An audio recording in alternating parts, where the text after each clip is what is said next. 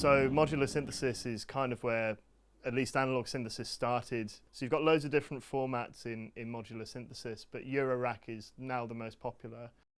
In Eurorack, you really can just kind of build anything now. You know, there are so many manufacturers building different pieces of equipment, not even in audio necessarily too. It's kind of become this amazing ecosystem of stuff that you can really just do anything that you want as a musician or an artist now.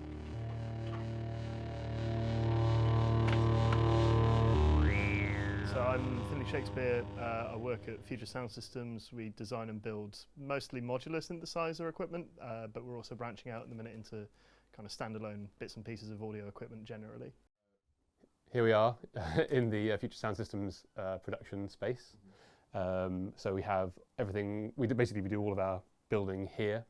We did our design and prototyping, where we'll design things on the computer and on the breadboard, finalize some electronic design, and then have that circuit board produced in China. But then we do everything else ourselves. So we buy the components, we place the components with our pick and place machine, we solder everything, and then we do the final assembly. That's it all happens here.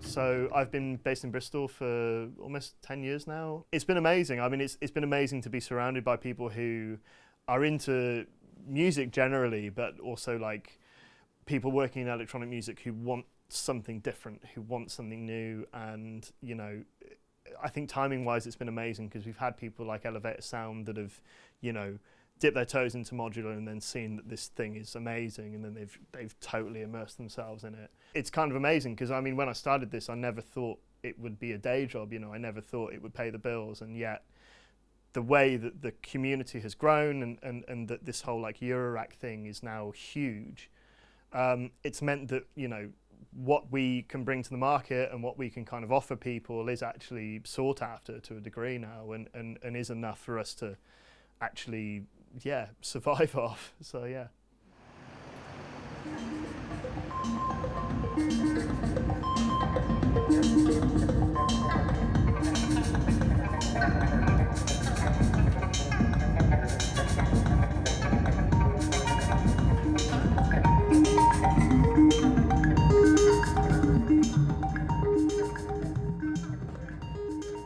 So Elevator Sound started in 2014. The shop that we're in now used to be a record shop called Idle Hands.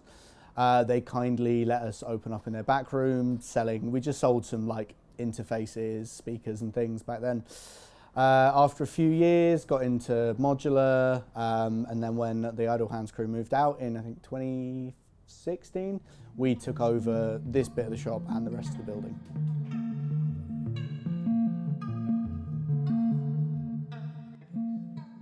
Yeah, we are the only physical specialist synth shop in England. In Scotland, in Glasgow, you've got Rubadub, who've been going for over 25 years now, and they're kind of part hardware, part records. And then you've also got Signal Sounds, who are really good friends of ours. But as far as like, you know, England goes, if you want somewhere that you can walk in and just try a bunch of modular as any random person off the street, it's just us. And also desktop synths. Part of the reason that Elevator Sound is the way it is because of the scene in Bristol. We have locals that come by. We've got, you know, everyone from performing artists to producers to composers to, you know, maybe like hobbyists, people who don't necessarily make or release any music, but it's just something they do for fun.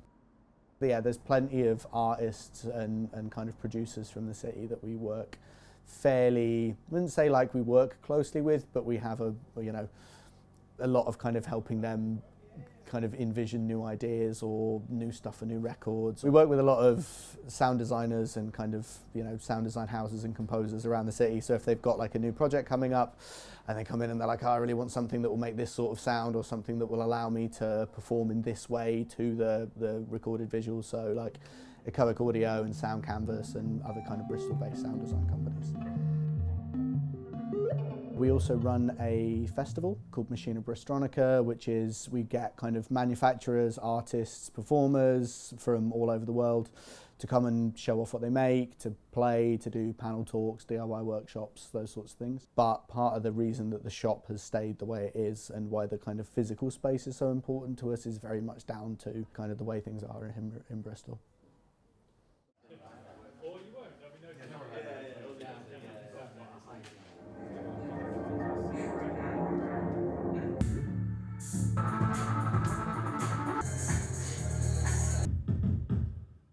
You can build your own patterns.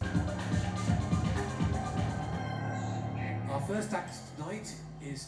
I'm James Bragg, Dr. James Bragg. Worked as a doctor for 30 years. And then 5 years ago, I resigned from medicine and I've done a fine art degree. And I'm now just messing around with crazy audiovisual projects. Last night's event was quite typical for us. We end up with 8-10 performers with just a ridiculous range of styles and people and technology. It's electronic music, but that's actually a massive range from heavy dance to electro pop song based to ambient to total random distorted noise. We wanted to work out how to actually gather similar-minded peoples to put on our own nights or just meet up and geek out about synths. So I started a Facebook group called Bristol Synth Freaks. We now have just over 1,000 members. And out of the chat have come various different events. I think what's really attractive is not going to a gig of 200, 300 people and not talking to anyone, but it's actually going to probably less than 100 people and actually chatting to everybody. The community aspect of us all actually getting to know each other is too important. And also, we've kept it as an open mic night, so we don't vet or curate the style of music as long as it's pretty electronic. So I think we have helped create a synth scene in Bristol. Of course, other people have been majorly involved with this as well. So the Elevator Sound people with their small semi-derelict shop on Stokes Croft.